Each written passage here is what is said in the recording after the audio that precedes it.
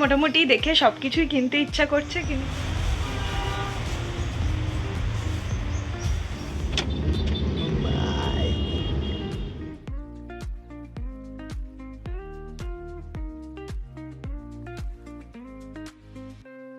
Good morning. আজকে আমাদের day 4। তো আজকে আমাদের লোনাভলা থেকে আমরা বেরিয়ে যাব, চেক আউট করে যাব। এখন আপাতত ব্রেকফাস্ট করতে যাচ্ছি। তারপরে আজকে আমরা যাচ্ছি বম্বে। একদিনে বম্বে একটু ঘুরবো যতটা পারা যায়।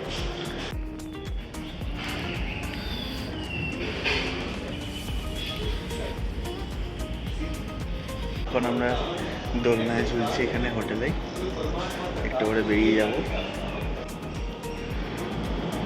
ফুল অফ গ্রিনারিজ। এটা একটা কি ওয়েল,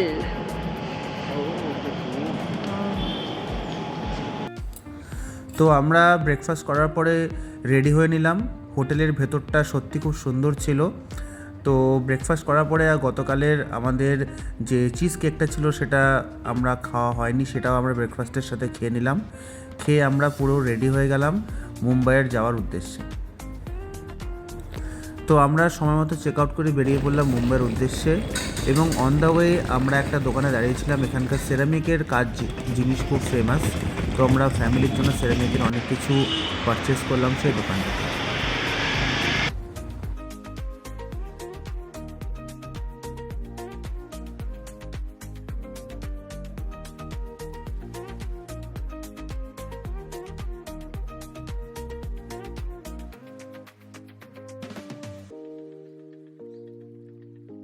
লোনাভলাতে সেরামিকের জিনিস খুব ভালো পাওয়া যায়। হ্যাঁ, বক্সে দিতে বলো।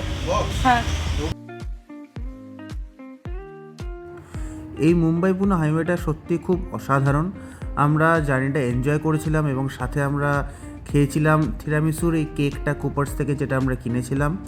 2 ঘন্টার এই রাস্তাটা আমাদের কীভাবে কেটে গেল আমরা কিছুই বুঝতে পারলাম না।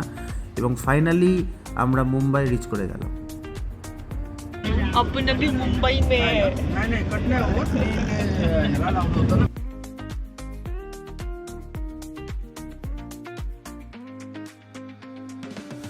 ফাইনালি আমরা পৌঁছলাম হোটেল সুপ্রিম কমফর্টসে। হোটেলটা সত্যি খুব ভালো, লাউঞ্জটা খুব সুন্দর করে সাজানো, আর চারপাশটা তোমরা দেখতেই পাচ্ছ খুব সুন্দর। শুধু তাই নয়, যে রুমটা আমরা পেয়েছিলাম সেটাও খুব সুন্দর ছিল, সেটা তোমরা দেখতে পাবে।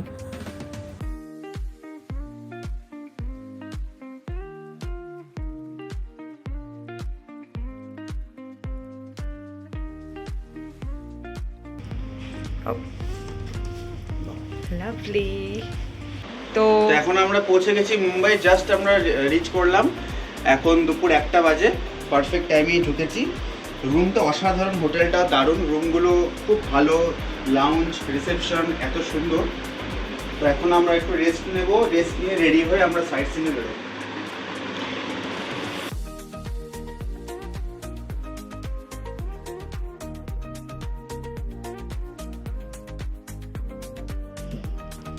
তো এখন লাঞ্চ করছি, লাঞ্চ করে আমরা বেরিয়ে পড়ব। তো আমাদের আজকে লাঞ্চ হচ্ছে চিকেন ফ্রাইড রাইস, সাথে চিকেনেরই একটা আইটেম। এটা খেয়ে আমরা ঝটপট বেরিয়ে পড়ব, কারণ আমাদের একটাই দিন। যতটা সম্ভব আজকে এখন রাইমা প্ল্যান চক আউট করে নিল কোথায় কোথায় যাওয়া যাবে। তো আমরা দুপুর 3টায় বেরিয়ে পড়ব।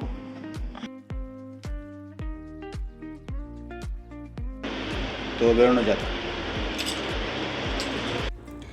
আমাদের ফার্স্ট স্টপ ছিল মুম্বাই ওয়ার্লি সি লিঙ্ক, যেটা অ্যারেবিয়ান সি এর ওপরে ফ্লোটিং ব্রিজ।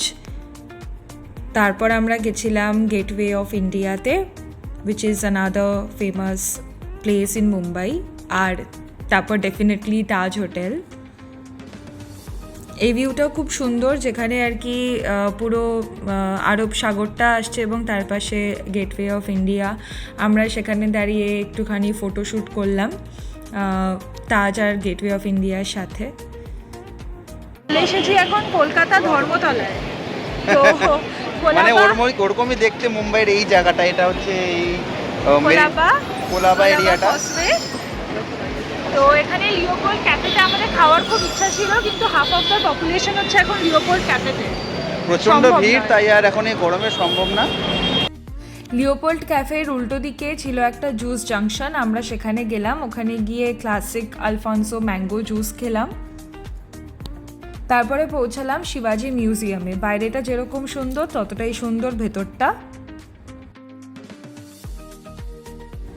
তো আমাদের শিবাজি মিউজিয়াম বলতেই মাথায় যেটা আসে যে তখনকার দিনে মারাঠা সাম্রাজ্যের কিছু নজির ওখানে থাকবে, কিন্তু শুধুমাত্র তাই নয়, তার সঙ্গে প্রচুর জাপানিজ এবং চাইনিজ অ্যান্টিক কালেকশনও ওখানে ছিল।